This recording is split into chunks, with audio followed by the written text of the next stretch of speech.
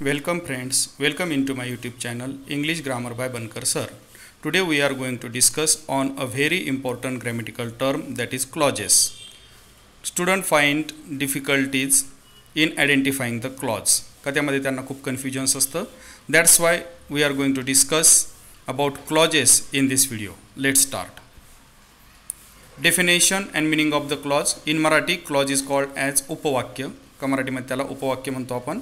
Definition is that clause is a part of sentence. It is a group of word having subject and verb.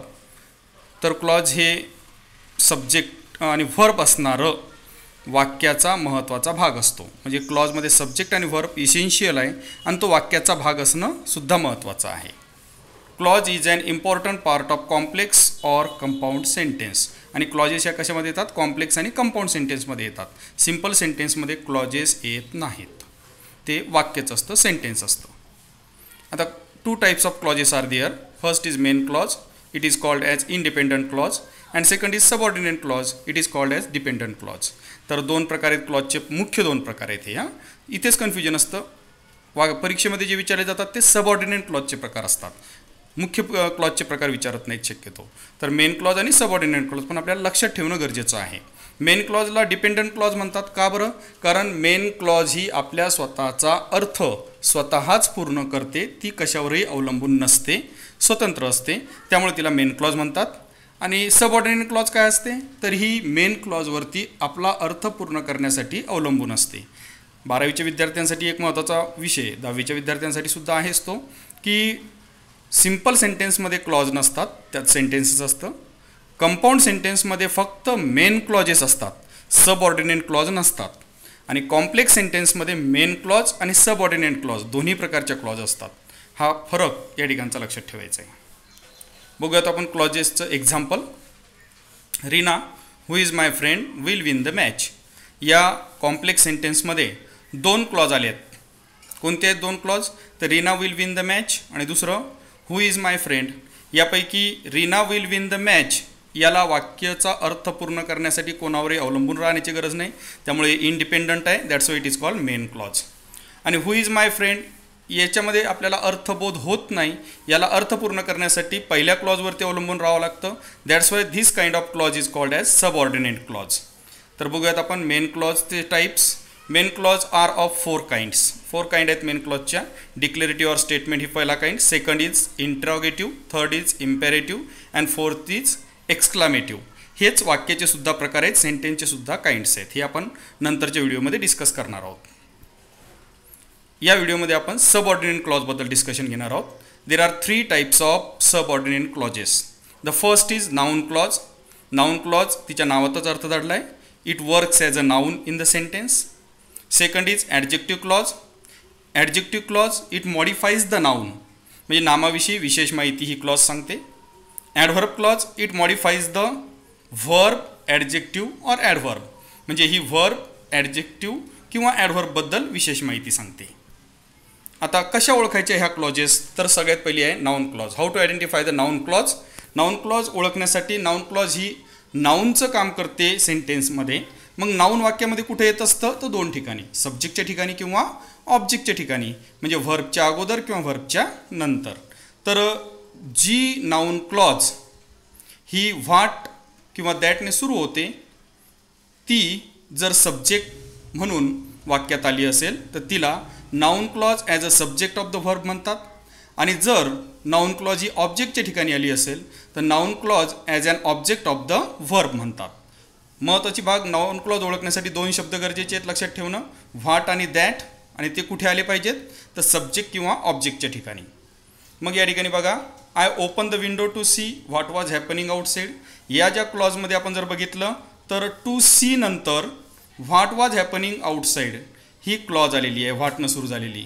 आणि to C हे आपल्याला infinitive आहे, infinitive verb आहे. म्हणजे 100% या ठिकाणी ही जी क्लॉज आहे ती या इन्फिनिटिव्हचा ऑब्जेक्ट म्हणून काम करते. ही नाउन क्लॉज आहे. नाउन क्लॉज ओळखण्यासाठी 2 शब्द कोणते? तर व्हॉट आणि दॅटने सुरू होणारी क्लॉज ही नाउन क्लॉज असते. दुसऱ्या सेंटेन्समध्ये what had been told was done by him. या ठिकाणी व्हॉट हॅड बीन टोल्ड हे नाउनच्या ठिकाणी आलेलं आहे, सब्जेक्टच्या ठिकाणी आलेलं आहे नाउन.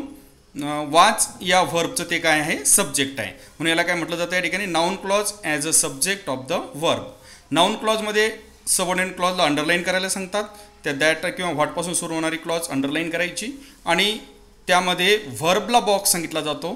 त्यामुळे त्याच्या अगोदरचं जे व्हर्ब आहे किंवा त्याच्यानंतरचं जे व्हर्ब आहे त्याला बॉक्स करायचं. जसं पहिल्या वाक्यामध्ये टू सी आहे त्याला बॉक्स होईल, दुसऱ्या वाक्यामध्ये वॉज आहे त्याला बॉक्स होईल. ओके, किती सोपी आहे नाऊन क्लॉज. पुढची आहे ॲडजेक्टिव्ह क्लॉज. ॲडजेक्टिव्ह क्लॉज त्यापेक्षाही सोपी आहे. ॲडजेक्टिव्ह क्लॉजमधले हे 5 शब्द तुम्ही लक्षात ठेवायचे आहेत. हू, हुम, विच, व्हॉट आणि दॅट. ह्या क्लॉजची सुरुवात ही हू, हुम, विच, व्हॉट किंवा दॅट न होते. यामध्ये व्हॉट आणि दॅट आले पुन्हा, जे नाऊन क्लॉजमध्ये पण आहे. तर व्हॉट किंवा दॅट जर व्हर्ब नंतर आलं असेल किंवा व्हर्बच्या अगोदर आलं असेल, व्हॉट आणि दॅटनं सुरू होणारी क्लॉज, तर ती नाऊन क्लॉज असते.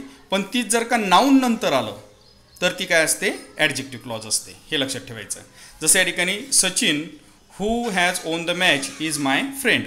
यामध्ये who has won the match हे जे ही जी क्लॉज आहे, तर ही क्लॉज हूनं सुरू झाली, सचिनला मॉडिफाय करते, म्हणजे ही ॲडजेक्टिव्ह क्लॉज आहे. हू, हुम, विच, व्हॉट आणि दॅट शब्द लक्षातच ठेवायचे, ॲडजेक्टिव्ह क्लॉज. आणि या क्लॉजमध्ये बॉक्स येतो तुम्हाला नाऊनला, त्यामुळं बॉक्स कशाला होईल ओळखा बरं. अगदी बरोबर आहे, त्याच्या अगोदरचं नाऊन सचिन, त्याला त्या ठिकाणी बॉक्स होईल. खालचं वाक्य तुमच्या लक्षातच आलं असेल, I saw a tiger which was very dangerous. यामध्ये कोणती क्लॉज आहे, विचनं सुरू झाली, ॲडजेक्टिव्ह क्लॉज आहे. त्यामुळं ॲडजेक्टिव्ह क्लॉज आणि त्या ठिकाणी कोणत्या नाऊनला बॉक्स करायचं आहे, तर टायगरला ती एक्सप्लेन करते, टायगरला बॉक्स होईल. पुढची क्लॉज आहे ॲडव्हर्ब क्लॉज. ॲडव्हर्ब क्लॉजबद्दल अनेकांना कन्फ्युजन असतात, पण कुठलंही कन्फ्युजन डोक्यात ठेवायचं नाही. ॲडव्हर्ब क्लॉजसाठीचे जे शब्द असतात ते फक्त महत्त्वाचे लक्षात ठेवा. अतिशय सोपे शब्द आहेत. पहिला आहे त्यामध्ये unless, if, when, how, where, so that, त्यासोबत as soon as, though, although. हे एवढे शब्द जर तुम्ही डोक्यात ठेवले आणि याने सुरू होणारं जर का उपवाक्य तुम्हाला दिसलं, क्लॉज जर तुम्हाला दिसली, तर ती 100% ॲडव्हर्ब क्लॉज असते. परत एकदा शब्द सांगतोय. पहिले डब्ल्यू शब्द कोणते आहेत त्यातले, तर व्हाय, व्हेन, हाऊ, व्हेअर. त्यासोबत पुन्हा आणखी कोणते कंजक्शन आहेत, तर त्यामध्ये सो दॅट, त्यासोबत as soon as, though, although, if, unless. एवढे सगळे, आफ्टर, बिफोर, हे सगळे त्यामध्ये आले. हे जे कंजक्शन्स आहेत यांनी जर का क्लॉजची सुरुवात होत असेल तर 100% it is called as the adverb clause. आणि मग या प्रत्येक शब्दाचा अर्थ वेगळा आहे, त्यामुळे त्याच्यानुसार त्या ॲडव्हर्ब क्लॉजचा प्रकार पडतो. There are 8 kind of adverb clauses. Adverb क्लॉजचे प्रकार किती आहेत, 8. पहिली ॲडव्हर्ब क्लॉज कोणती आहे, तर condition. Adverb clause of condition. Condition कोणते शब्द दाखवतात, इफ आणि अनलेस. त्यामुळे इफनं किंवा अनलेसनं सुरू होणारं वाक्य 100% काय असणार आहे, तर ॲडव्हर्ब क्लॉज ऑफ कंडिशन असणार आहे. मग या ठिकाणी जसं दाखवले पहा, if you study you will pass the exam. मग यामध्ये इफनं वाक्य सुरू झालं म्हणजे हे कंडिशन आहे, ॲडव्हर्ब क्लॉज ऑफ कंडिशन. त्याच्याखाली अंडरलाईन करायची आहे. दुसरा आहे time, adverb clause of time. मग टाईममध्ये तुम्हाला before, after, when, as soon as यासारख्या शब्दांनी हे सुरू होतं. 100% ॲडव्हर्ब क्लॉज ऑफ टाईम आहे. एक्झाम्पल दिले तुम्हाला, when I left the office it was almost dark. When I left the office ही जगाली अंडरलाईन करायची आहे. व्हेननं सुरू झालं, 100% ॲडव्हर्ब क्लॉज ऑफ टाईम आहे. पुढची आहे adverb clause of place. Place म्हणजे ठिकाण. मग ठिकाणदर्शक शब्द कोणते आहेत, तर व्हेअर, देअर, व्हेअर एव्हर यासारख्या शब्दांनी सुरू झालं म्हणजे ॲडव्हर्ब क्लॉज ऑफ प्लेस. मग एक्झाम्पल आहे, we investigated where he had lived. डोळे झाकून या ठिकाणी ॲडव्हर्ब क्लॉज ऑफ प्लेस सांगायची आहे का व्हेअर ही हॅड लिव्ड. पुढची ॲडव्हर्ब क्लॉज आहे adverb clause of manner. Manner कशाने दाखवले जातात, तर हाऊनं, ॲज इफनं. इथं ॲज नाही आहे, ॲज इफ आहे, हे लक्षात ठेवा. तर ॲज इफ किंवा हाऊनं सुरू होणारी जी क्लॉज आहे ती ॲडव्हर्ब क्लॉज ऑफ मॅनर असते. Example, he asked how I had done it. मग आता या वाक्यामध्ये how I had done it हा मॅनर आहे, सरळ सरळ ॲडव्हर्ब क्लॉज ऑफ मॅनरनं ते आपण त्याचं नाव सांगू शकतो. पुढचं आहे adverb clause of reason. Reason म्हणजे कारण. कारण मग कोणत्या शब्दांनी दाखवलं जातं, व्हायनी आहे, बिकॉजनी आहे, सोनी आहे, सो दॅटनी आहे. हे जे आहेत तर हे काय आहेत, ॲडव्हर्ब क्लॉज ऑफ रिझन आहेत. मग example, I asked why he came late. मग व्हाय ही केम लेट, व्हायनं सुरू झालं, 100% हे काय आहे, ॲडव्हर्ब क्लॉज ऑफ रिझन आहे. पुढची क्लॉज आहे ॲडव्हर्ब क्लॉज ऑफ रिझल्ट. आता इथं रिझल्ट आहे आणि शब्द आहे सो दॅट, पण हा एकत्र नाही. जसं पहिल्या वाक्यात एकत्र होता, इथं एकत्र आहे का, नाही. तर इथं सो वेगळं आहे आणि दॅट वेगळं आहे. सो दॅटचं जे वाक्य आहे हे वाक्य, या वाक्यामध्ये दॅटने सुरू होणारी क्लॉज ही ॲडव्हर्ब क्लॉज ऑफ रिझल्ट असते. जसं या ठिकाणी, we were so tired that we could not walk. इथे हे लक्षात ठेवायचे, that we could not walk. नुसतं दॅटनं सुरू झालं का, तर या ठिकाणी सो सुद्धा वाक्यात आलेलं आहे अगोदर. ते क्रियापदाच्या अगोदर येतं किंवा ॲडजेक्टिव्हच्या अगोदर येतं अशा पद्धतीनं. तर ॲडव्हर्बच्या सुद्धा अगोदर ते येऊ शकतं. तर सो त्यानंतर क्रियापद किंवा ॲडजेक्टिव्ह किंवा ॲडव्हर्ब आणि त्यानंतर दॅटने ती वाक्य ती क्लॉज जर सुरू झाली असेल तर ती ॲडव्हर्ब क्लॉज ऑफ रिझल्ट असते. सो दॅटची वाक्य तुम्हाला माहीतच आहे की सो दॅटचं वाक्य म्हणजे 100% दॅटनं सुरू झालेलं जी क्लॉज आहे तर ती ॲडव्हर्ब क्लॉज ऑफ रिझल्ट आहे. पुढची आहे adverb clause of contrast. Adverb clause of contrast म्हणजे विरोधी. ते कशाने दाखवतात तर दो किंवा अल्दोने.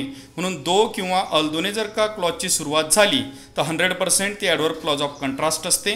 मग त्या ठिकाणी though he is rich he never helps poor या वाक्यामध्ये दो ही इज रिच हे या ठिकाणी ॲडव्हर्ब क्लॉज ऑफ कंट्रास्टचं वाक्य आहे. पुढचं आहे adverb clause of comparison.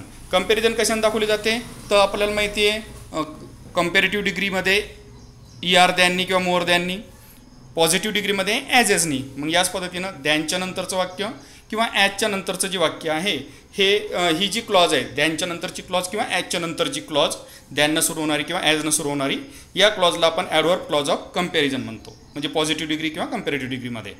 Rupali is as beautiful as Radha is. इथं ॲज राधा इज ही काय आहे तर ॲडव्हर्ब क्लॉज ऑफ कंपॅरिझन आहे. तुम्हाला क्लॉजेस सर्व समजले असतीलच 100%. 3 सबऑर्डिनेट क्लॉजचे प्रकार पाहिलेत आपण. पहिली आहे नाऊन क्लॉज, व्हाट दॅट यानं सुरू होणारी नाऊनच्या ठिकाणी येणारी. दुसरी आहे ॲडजेक्टिव्ह क्लॉज, हू हुम त्यासोबत अगदी बरोबर आहे विच त्यासोबत व्हाट आणि दॅट याने सुरू होणारी ॲडजेक्टिव्ह क्लॉज. पण ती वाक्यामध्ये काय म्हणून काम करते ॲडजेक्टिव्ह म्हणून काम करते, मॉडिफाय द नाऊन. तिसरी आहे ॲडव्हर्ब क्लॉज, ॲडव्हर्बच्या ठिकाणी काम करते. आणि मग ही जी ॲडव्हर्ब क्लॉज आहे त्यामध्ये कोणते शब्द लक्षात ठेवायचे तर त्यामध्ये लक्षात ठेवायचे पहा though although, as soon as, than त्यासोबत सो दॅट त्यासोबत पुढच्या आणखी तुम्हाला सांगितलं हाऊ, व्हेन, व्हेअर. बरोबर आहे. तर या प्रकारची जी शब्द जर वाक्यात आले अंटिल, बिफोर या प्रकारचे शब्द जर वाक्यात आले, कंजक्शन्स जर का वाक्यात आले, या कंजक्शननी जर का क्लॉज जोडलेली असेल तर ती क्लॉज असते ॲडव्हर्ब क्लॉज. 10वीच्या विद्यार्थ्यांना फक्त तिन्ही क्लॉजचे प्रकार ओळखायचे, पण 12वीच्या विद्यार्थ्यांना त्यांचा सब काइंडसुद्धा ओळखावा लागतो. त्यामुळे हे सब काइंड आपण या ठिकाणी दिलेले आहेत. आणि आजच्या या व्हिडिओमध्ये क्लॉजबद्दलचं सर्व कन्फ्युजन तुमचं दूर झालेलं असेल. एक्झाममध्ये जर क्लॉजविषयी कुठलाही क्वेश्चन आला तर त्यामध्ये तुम्हाला 100% आउट ऑफ मार्क्स तुम्ही मिळवाल यात मला खात्री आहे. So today we are going to conclude here. Thank you. आजचा हा व्हिडिओ तुम्हाला जर आवडला असेल तर त्याला लाईक करा, शेअर करा आणि माझ्या चॅनलला सबस्क्राईब करायला विसरू नका. आणि जर तुम्हाला माझे हे अशा पद्धतीचे सोप्या पद्धतीनं ग्रामर शिकण्याचे व्हिडिओज आणखीसुद्धा हवे असतील तर निश्चितच मला कॉमेंट करा आणि बेल आयकॉनवरती नोटिफिकेशनच्या बेल आयकॉनवरती क्लिक करायला विसरू नका. धन्यवाद. थँक्स.